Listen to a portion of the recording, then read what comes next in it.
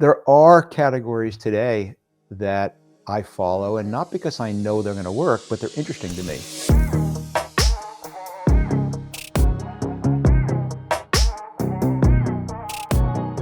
How do you stay ahead of the trends so you're not catching up to a shift, but you're actually setting the standard for that shift? Wow, you make it sound like I really have this plan. like I have a war room and I'm plotting what's going to happen in the future and try to react to it. It's not. I follow the things that I'm curious about. And when I become curious about something, I begin digging in and learning as much as I can about it. Not because I have some ulterior motive that this could be a way to make me a fortune, but because I find it interesting.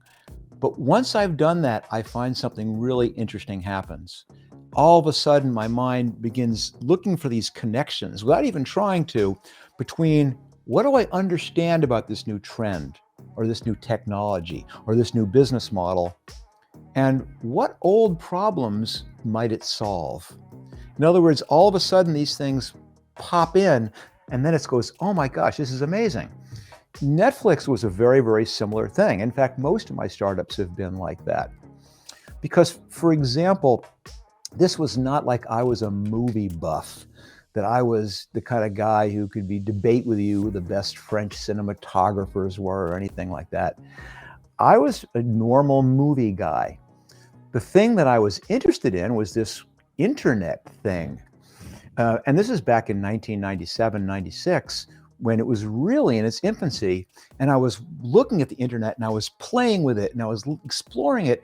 And it was fascinating to me. And I did not have any particular dream about how I would use it.